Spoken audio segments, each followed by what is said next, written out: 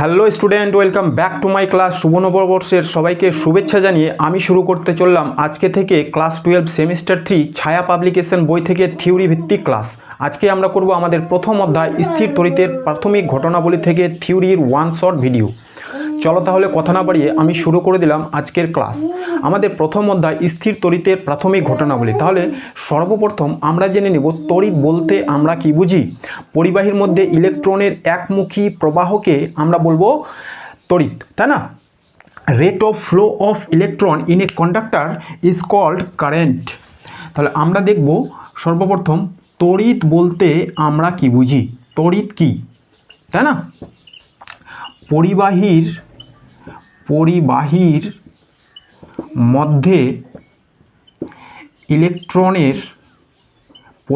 মধ্যে ইলেকট্রনের একমুখী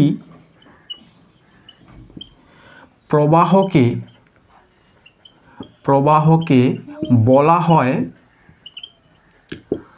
তড়িৎ। ওকে, এবার এই তড়িৎকে আমরা প্রথমত দুই ভাগে ভাগ করে থাকি। তড়িতের যদি প্রকারভেদ আমরা দেখি, তড়িৎকে আমরা দুই ভাগে ভাগ করব।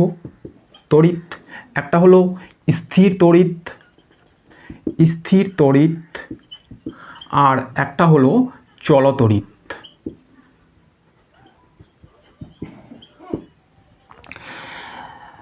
স্থির তড়িৎ আমরা কাকে বলবো? যদি কোনো পদার্থের মধ্যে যে ইলেকট্রন বা আধানের সঞ্চার হবে তা পরিবাহিত না হতে পারে, ইলেকট্রন কোনো একটি জায়গায় আবদ্ধ থেকে যায়, তাহলে সেই তড়িৎকে আমরা বলবো স্থির তড়িৎ। আর যদি পরিবাহী অর্থাৎ কন্ডাক্টরের মধ্যে ইলেকট্রনের প্রবাহ দেখা যায়, তার ফলে যে তড়িতের সৃষ্টি হয় তাকে আমরা বলবো চলতড়িৎ। আমাদের বাড়ির যে নিত্য প্রয়োজনীয় তড়িৎ আমরা ব্যবহার করি, সেটা কী ধরনের তড়িৎ হবে? তাহলে সেটা হবে আমাদের চলতড়িৎ। এইবার এই যে চলতড়িৎকে আবার আমরা দুই ভাগে ভাগ করি। একটা হলো আমাদের ডিসি কারেন্ট আর একটা হলো এসি কারেন্ট। ওকে, এই ডিসি কারেন্টের ক্ষেত্রে যে বিজ্ঞানীটার কথা আমাদের বলতেই হয়, তিনি হলেন টমাস আলভা এডিসন। এবং এসি কারেন্টের জন্য আমরা নিকোলা টেসলার কথা বলতে পারি। ওকে, এবার এই চলতড়িৎ সম্পর্কে আমরা পরবর্তীতে আবার আমাদের যে নেক্সট অধ্যায়গুলি আছে সেখানে আলোচনা করব। এখন আমাদের যেটাতে কনসেন্ট্রেট করতে হবে সেটা হলো আমাদের স্থির তড়িৎ। এবার এই যে স্যার তড়িতের আবিষ্কার কিভাবে হয়েছে, সর্বপ্রথম যদি আমরা বলি তড়িতের আবিষ্কারের কথা, তাহলে এক গ্রিক দেশের এক দার্শনিক, তার নাম হচ্ছে থেলস। তিনি প্রায় 600 খ্রিস্টপূর্বাব্দে লক্ষ্য করেছিলেন যদি এম্বারকে পশম দিয়ে ঘষা যায় তাহলে এদের মধ্যে এক ধরনের আকর্ষণ করার ক্ষমতা সৃষ্টি হয়। এবং একই রকম ঘটনা বিজ্ঞানী গিলবার্ট 1600 খ্রিস্টাব্দে লক্ষ্য করেছিলেন। তিনি দেখেছিলেন এম্বার ছাড়াও আরও কয়েকটি পদার্থ মধ্যে যদি ঘর্ষণ করা যায় তাহলে তাদের মধ্যে এক ধর্মের সঞ্চার হয়, যার জন্য তারা একে অপরকে আকর্ষণ করে। এবার গ্রিক ভাষায় এম্বারকে ইলেকট্রন বলা হয়, ফলে এইখান থেকে ইলেকট্রিসিটি কথাটির উৎপত্তি হয়েছে। কমন? তাহলে ইলেকট্রিসিটি কথাটির যে উদ্ভব তা আমরা বলতে পারি স্থির তড়িতের ক্ষেত্রে বিজ্ঞানী গিলবার্টের কথা। ইলেকট্রিসিটি কথাটির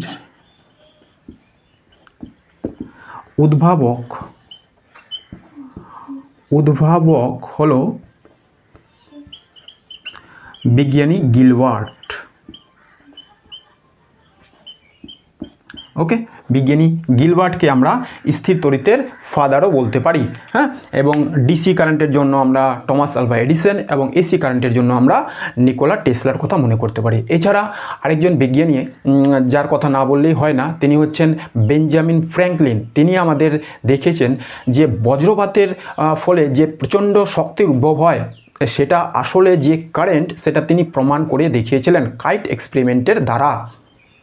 ওকে, তিনি কি করেছিলেন, খুব লম্বা ধাতুর একটি পরিবাহী তার দিয়ে একটা ঘুড়ি বানিয়েছিলেন। সেই ঘুড়িকে তিনি অনেক উপর পর্যন্ত নিয়ে গেছিলেন এবং এই মেঘের সংস্পর্শে আসার ফলে সেই ঘুড়ির পরিবাহী তারের মধ্যে দিয়ে বিদ্যুৎ নিচের দিকে চলে আসে।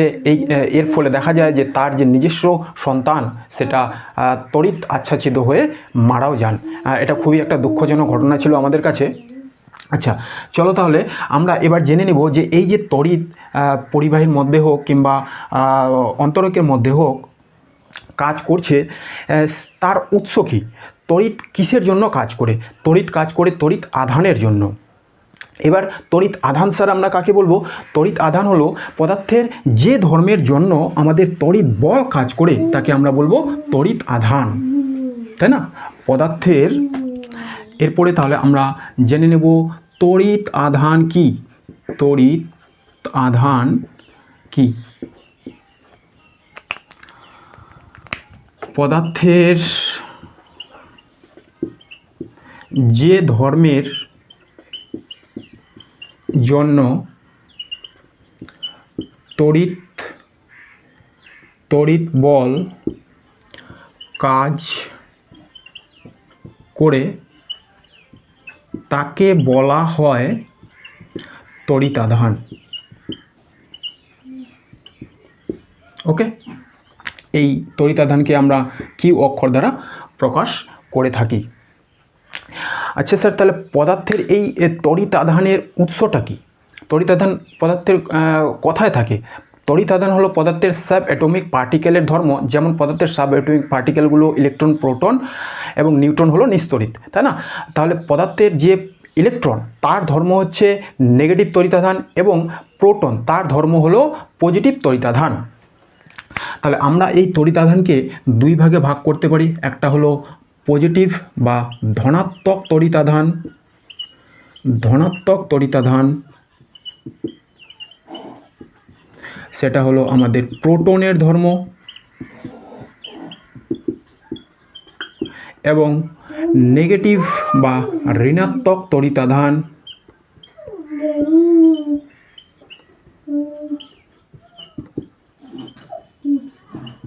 সেটা হলো ইলেকট্রনের ধর্ম।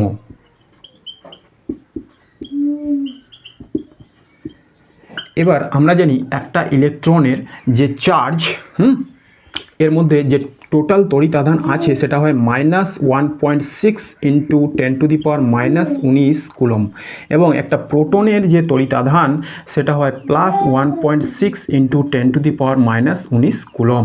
এটা নেগেটিভ, এটা পজিটিভ, কমন। এবার এখানে আরেকটা কথা আমরা দেখেছিলাম যে পদার্থের যে ধর্মের জন্য তড়িৎ বল, তাহলে স্যার তড়িৎ আধান কি বল প্রযুক্ত করে? হ্যাঁ, তড়িৎ আধান একে অপরের উপর বল প্রযুক্ত করে।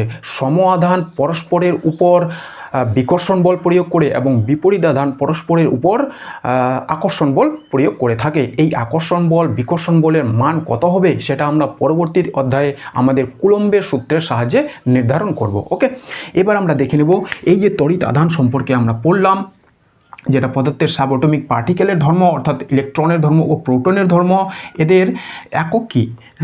আমাদের যে তড়িৎ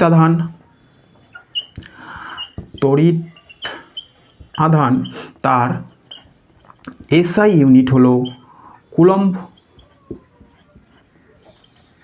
এবং এর যে সিজিএস ইউনিট সেটা হলো স্ট্যাট কুলম্ব। ওকে, এবং এর যে মাত্রা সেটা হয় আইটি, এর মাত্রা হয় IT, Q equal to IT, এর মাত্রা হলো আইটি। এই জিনিসগুলো আমাদের লক্ষ্য রাখতে হবে। এরপরে আমরা চলে যাব এই তড়িৎ আধানের বিশেষ কয়েকটি ধর্ম নিয়ে আমরা এবার আলোচনা করব। তড়িৎ আধান আমরা দেখলাম যে পজিটিভ নেগেটিভ হতে পারে, তাই না? এছাড়া আর কি ধর্ম আছে? তড়িৎ আধান সবসময় কি থাকে? কনজার্ভ থাকে। তড়িৎ আধানের ধর্ম, 1 নম্বর কোন ধর্ম নিয়ে আমরা আলোচনা করব? মোট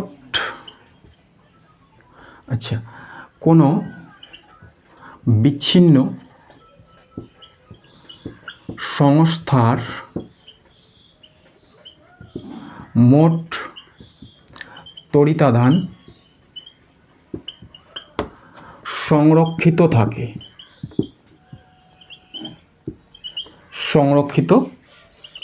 থাকে, এটাকে আমরা বলতে পারি principal of conservation of electric charge, তাই না? Principal of conservation of electric charge, অর্থাৎ কোনো একটা সংস্থার মোট তড়িতাধান সবসময় ধ্রুবক থাকে, আধানকে সৃষ্টি বা ধ্বংস করা যায় না। যদি কোনো সংস্থার পরিবাহীর মধ্যে বা অন্তরকের মধ্যে আধানের সঞ্চার ঘটে, তাহলে ঠিক সম পরিমাণ আধান বিপরীত আধান কোথাও উদ্ভব হবে।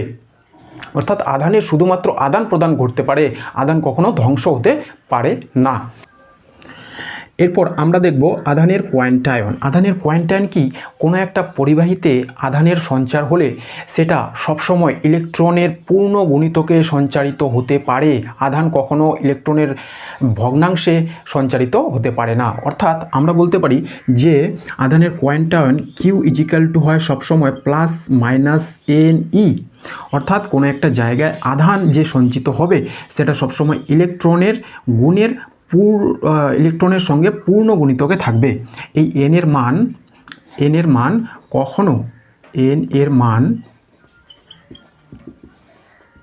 কখনো ভগ্নাংশ হতে পারে না।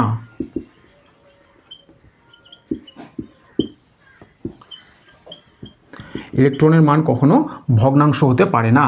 ইলেকট্রনের মান তাহলে কি হতে পারে? ইলেকট্রনের মান 0 হতে পারে, 1 হতে পারে, 2 হতে পারে, ডট ডট ডট করে অসীম পর্যন্ত হতে পারে, কিন্তু ইলেকট্রনের মান 1.5, 2.5 এই ধরনের হতে পারে না।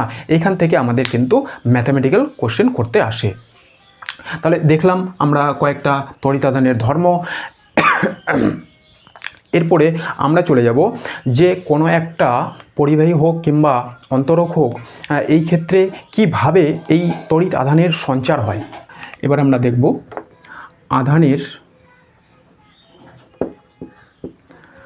আধানের সঞ্চার বা তড়িতের সৃষ্টি। 1 নম্বর হচ্ছে, যদি আমাদের কাছে একটা আহিত পরিবাহী থাকে, অর্থাৎ যার মধ্যে আধান আছে, তাকে যদি অন্য একটা পরিবাহীর সংস্পর্শে নিয়ে আসি, তাহলে ওই পরিবাহীতে আধান সঞ্চারিত হবে। তাহলে 1 নম্বর হচ্ছে আমরা স্পর্শ পদ্ধতিতে তড়িৎ সৃষ্টি করতে পারি। তড়িৎ সৃষ্টি বলা ভুল হবে, তড়িতের উদ্ভব করতে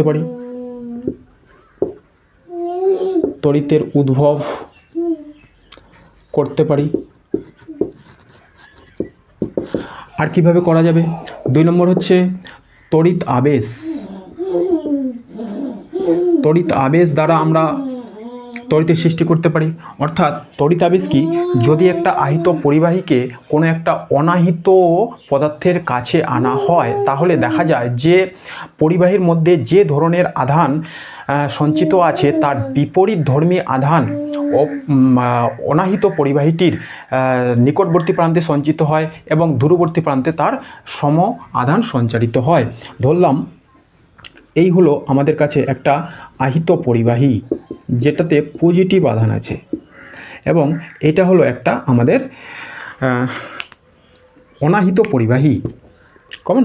তাহলে এই আহিত পরিবাহীকে, এটা হলো আমাদের আহিত পরিবাহীকে যখনই আমরা একটা অনাহিত পরিবাহীর কাছে নিয়ে আসব, এই অনাহিত পরিবাহীর নিকটবর্তী প্রান্তে সঞ্চারিত হবে আমাদের বিপরীত আধান এবং দূরবর্তী প্রান্তে সৃষ্টি হবে আমাদের সম আধান। কমন? এইভাবে তড়িতের সৃষ্টি করাকে আমরা বলবো তড়িৎ আবেশ। এবং তৃতীয় পদ্ধতি কি? তৃতীয় পদ্ধতি হলো আমরা তড়িতের সঞ্চার কিভাবে করতে পারি? ঘর্ষণ ঘর্ষণ দ্বারা পদার্থকে পরস্পরের সঙ্গে আমরা ঘর্ষণ করাই, তাহলেও আমরা দেখতে পাবো যে ওই দুটো পদার্থের মধ্যে একটিতে ধনাত্মক আধান এবং একটিতে ঋণাত্মক আধানের সৃষ্টি হয়েছে। এই তিনটি পদ্ধতিতে মূলত আমরা এই তড়িৎ বা তড়িৎ আধানের সৃষ্টি করতে পারি। এছাড়া আমরা পরবর্তীতে যখন আমরা চলতড়িতের কথা পড়ব, সেই চলতড়িতের ক্ষেত্রে আমরা দেখব ব্যাটারির সাহায্যে আমরা ডিসি কারেন্ট এবং জেনারেটরের সাহায্যে আমরা এসি কারেন্ট তৈরি করতে পেরেছি। কেমন? এবার আমরা এই যে বললাম ঘর্ষণের দ্বারা তড়িৎ সৃষ্টি হয়, এবার কোন পদার্থের সঙ্গে কোন পদার্থকে ঘর্ষণ করলে কী ধরনের তড়িতের সৃষ্টি হবে তার জন্য আমাদের কাছে আছে একটা সিরিজ, যেটাকে আমরা বলবো স্থির তড়িৎ শ্রেণী। এই স্থির তড়িৎ শ্রেণী দেখে আমরা বলতে পারবো যখন একটা পদার্থকে অন্য একটা পদার্থে ঘর্ষণ করব তাহলে কোন পদার্থের মধ্যে কী ধরনের তড়িতের সঞ্চার হবে, কোনটাতে ধনাত্মক তড়িতের সঞ্চার হবে এবং কোনটাতে ঋণাত্মক তড়িতের সঞ্চার হবে। তাহলে আমরা দেখতে চলেছি স্থির তড়িৎ শ্রেণী, যার সাহায্যে আমরা সহজেই বলতে পারবো যদি একটা পদার্থকে অন্য পদার্থের সঙ্গে ঘর্ষণ করায় তাহলে কোন পদার্থে ধনাত্মক এবং কোন পদার্থে ঋণাত্মক আধানের সৃষ্টি হবে। এই হলো আমাদের স্থির তড়িৎ শ্রেণী। পশম, কাঁচ, কাগজ, রেশম, কাঠ, মানবদেহ, ধাতব পদার্থ, অ্যাবোনাইট, কালা, এম্বার, রজন, সেলুলোইড। ধরলাম আমি পশম দিয়ে কাচের মধ্যে ঘর্ষণ করলাম, তাহলে পশমে সবসময় পজিটিভ আধান এবং কাচে নেগেটিভ আধান, অর্থাৎ যে দুটো পদার্থের মধ্যে ঘর্ষণ করব তার মধ্যে যেটা প্রথমে থাকবে সেখানে ধনাত্মক আধানের সৃষ্টি হবে এবং যেটা নিচে থাকবে সেখানে ঋণাত্মক আধানের সৃষ্টি হবে। যদি কাঁচ আর রেশমের মধ্যে ঘর্ষণ করাই তাহলে আবার আমাদের কাচে ধনাত্মক আধান, রেশমে ঋণাত্মক আধানের সৃষ্টি হবে। কেমন? এইভাবে আমরা স্থির তড়িৎ শ্রেণী থেকে সহজেই বলতে পারবো কোন পদার্থের মধ্যে ধনাত্মক আধান এবং কোন পদার্থের মধ্যে ঋণাত্মক আধানের সৃষ্টি হবে। ওকে, এরপর আমরা আলোচনা করব কোনো একটা আহিত পরিবাহীতে বা অনাহিত পরিবাহীতে যদি আধান থাকে বা যদি আধান না থাকে তাহলে এতে আধান আছে কি না কীভাবে আমরা সেটা প্রমাণ করব। এর জন্য আমাদের কাছে রয়েছে স্বর্ণপত্র তড়িৎ বীক্ষণ যন্ত্র, হ্যাঁ, গোল্ড লিফ ইলেকট্রোস্কোপ, স্বর্ণপত্র তড়িৎ বীক্ষণ যন্ত্র। এই স্বর্ণপত্র তড়িৎ বীক্ষণ যন্ত্র এর সাহায্যে আমরা কোনো একটা আহিত পরিবাহীতে আধানের উপস্থিতি সম্পর্কে জানতে পারি। যদি পরিবাহীটি অনাহিত হয় তাহলেও আমরা সেটা বলতে পারবো যে এতে তড়িৎ নেই। তড়িৎ বীক্ষণ যন্ত্র, এই যন্ত্রটা কি? এই যন্ত্রটা কিছুই না, এই হলো আমাদের একটা ধাতব চাকতি। এর মধ্যে থাকে কি? থাকে হচ্ছে দুটো এটা দণ্ড, এর সাহায্যে দুটো সোনার পাত এইভাবে সংযুক্ত করা থাকে এবং এটাকে আমরা কি করলাম? বায়ুনিরুদ্ধভাবে আটকে দিলাম। ওকে, এখন যখনই কোনো একটা আহিত পরিবাহীকে ধরো আমরা এই হলো আমাদের পরিবাহী, এটার মধ্যে আধান আছে, এর সঙ্গে স্পর্শ করিয়ে দেব, এর সঙ্গে এই ধাতব চাকতির সঙ্গে এটাকে স্পর্শ করিয়ে দেব, তাহলে এই পজিটিভ আধান এর মধ্য দিয়ে আসবে। পজিটিভ আধান এর মধ্য দিয়ে এসে এই যে স্বর্ণপত্র আছে সেই স্বর্ণপত্রের মধ্যে আধান চলে আসবে। ফলে দেখা যাবে যে স্বর্ণপত্র দুটি আগে যে অবস্থায় ছিল তার থেকে স্বর্ণপত্রের কী হবে? স্বর্ণপত্রের এই পত্রক দুটি আরও বিক্ষেপিত হয়ে যাবে, হ্যাঁ, ওরা এই কন্ডিশনে চলে আসবে।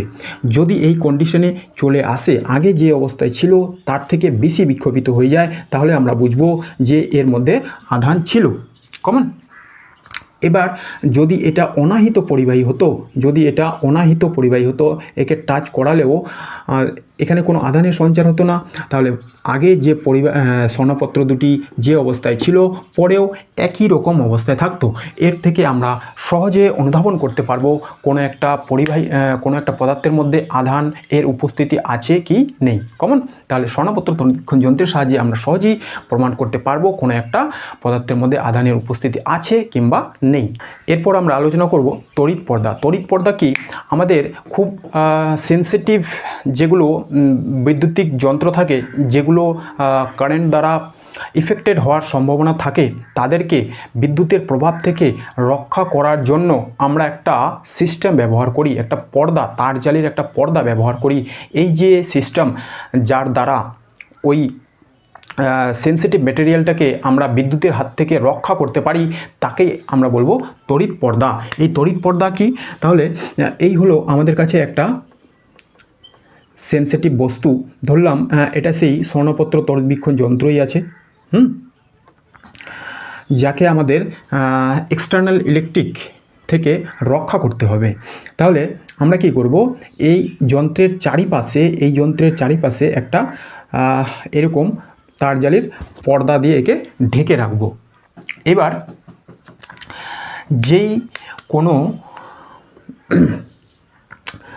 যে কোনো আধান ধরলাম, এই পজিটিভ আধান বা নেগেটিভ আধান এর মধ্যে এসে আহিত হলো বা এসে পরিবাহিত হলো, তাহলে এই যে আধান, এই আধান পরিবাহীর কোন জায়গায় এসে জমা হবে?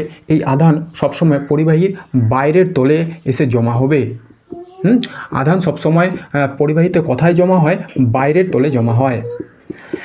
তাহলে আমাদের এই ভিতরের যে যন্ত্রটি, তার মধ্যে তড়িতের কোনো প্রভাব পাওয়া যাবে না। এইভাবে আমরা বৈদ্যুতিক সেন্সিটিভ যেগুলো যন্ত্রপাতি, তাদেরকে বিদ্যুতের হাত থেকে রক্ষা করার জন্য যে একটা পর্দা, তার জালির পর্দা ব্যবহার করি, সেই সিস্টেমকেই আমরা বলবো তড়িৎ পর্দা। কমন? তাহলে এখানে আমরা একটা জিনিস বললাম যে আধান সবসময় পরিবাহী বাইরের তলে জমা হয়, তাই না? কেন? কারণ হচ্ছে, ধরলাম যে এই একটা আমাদের গোলীয় পরিবাহী, এই পরিবাহীতে আমরা এইখানে আধান দিলাম। তাহলে এই আধানগুলো, পজিটিভ আধানগুলো কি করবে? এই আধানগুলো পরস্পরকে বিকর্ষণ করবে। বিকর্ষণ করে এটা যদি পরিবাহী হয়, তাহলে এই আধানগুলো চলে যাবে কোথায়? তার সবচেয়ে বাইরের পৃষ্ঠে, কারণ এরা পরস্পরের মধ্যে বিকর্ষণ করবে। বিকর্ষণ করার জন্য এই সবগুলো আধান চলে যাবে পরিবাহীর বাইরের পৃষ্ঠে। এই তলের মধ্যে আধানগুলো থাকবে, যাতে তাদের মধ্যে নেট যে বিকর্ষণ বল সেটা সবচেয়ে কম হয়। কমন? এই জন্য আধান পরিবাহীতে সবসময় বাইরে অবস্থান করে। এরপরে আমরা আলোচনা করতে চললাম পরিবাহীর মধ্যে আধান বন্টন। পরিবাহীর মধ্যে আধান তিনভাবে বন্টিত হতে পারে। একটাকে আমরা বলবো রৈখিক আধান ঘনত্ব, একটাকে আমরা বলবো আধানের তলমাত্রিক ঘনত্ব, একটাকে আমরা বলবো আধানের আয়তন মাত্রিক ঘনত্ব। রৈখিক আধান ঘনত্ব কি? রৈখিক আধান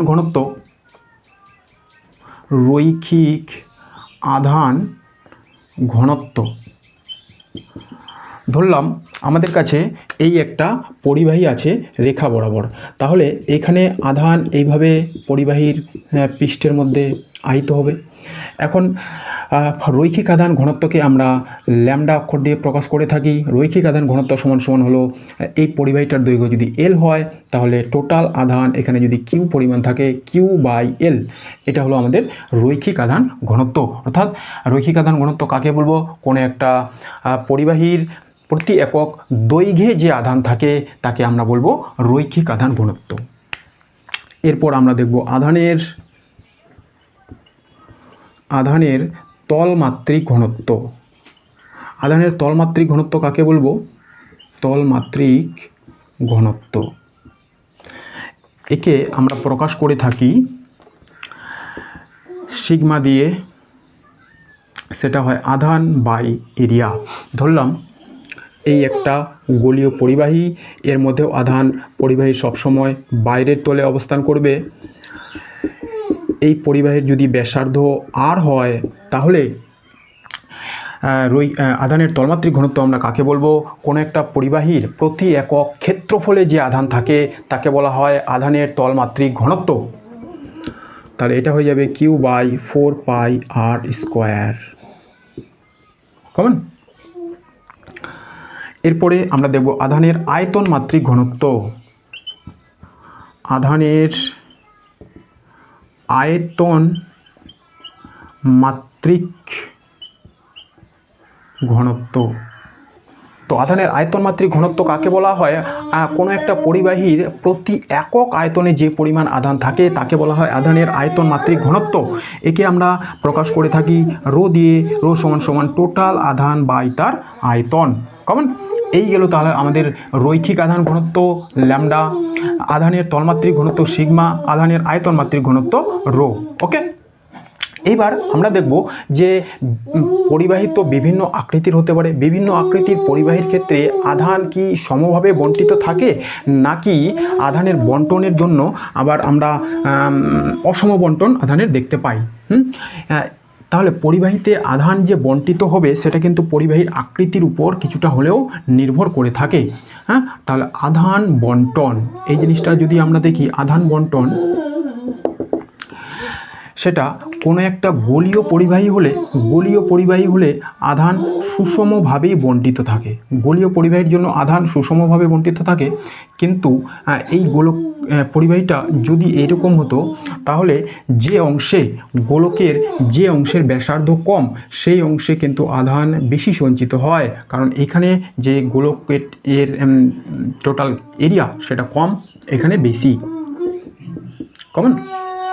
আবার কোনো একটা সূক্ষ্মাগ্র প্রান্তে, যেমন এটা যদি একটা বর্গক্ষেত্র হয়, তাহলে বর্গক্ষেত্রের এই অংশের আধান বেশি সঞ্চিত হবে, এই অংশে আধান বেশি সঞ্চিত হবে, এই অংশে আধান বেশি সঞ্চিত হবে, এই অংশে বেশি সঞ্চিত হবে। সূক্ষ্মাগ্র প্রান্তে আধান বেশি পরিমাণে সঞ্চিত হয়। কমন। তাহলে এই অংশে আধান ঘনত্ব থাকবে বেশি, আর এই অংশে আধান ঘনত্ব থাকবে কম।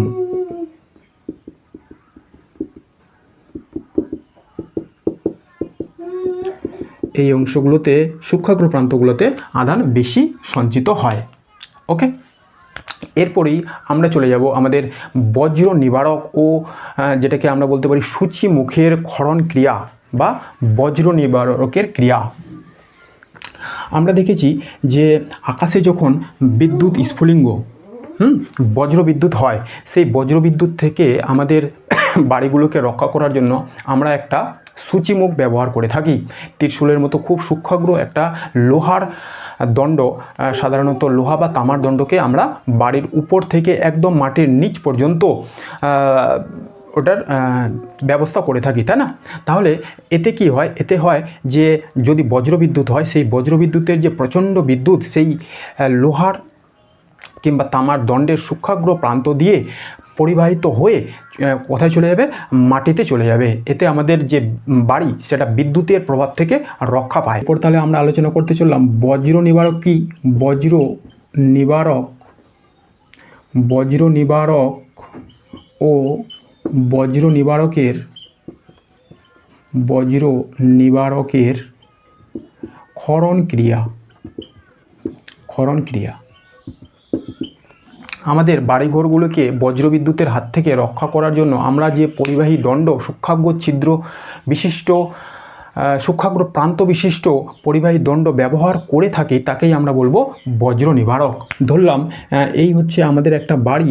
এই বাড়িকে বজ্রবিদ্যুতের হাত থেকে রক্ষা করার জন্য আমরা কি করি? একটা পরিবাহী দণ্ডকে ভূমির সঙ্গে পুঁতে দেওয়া থাকে।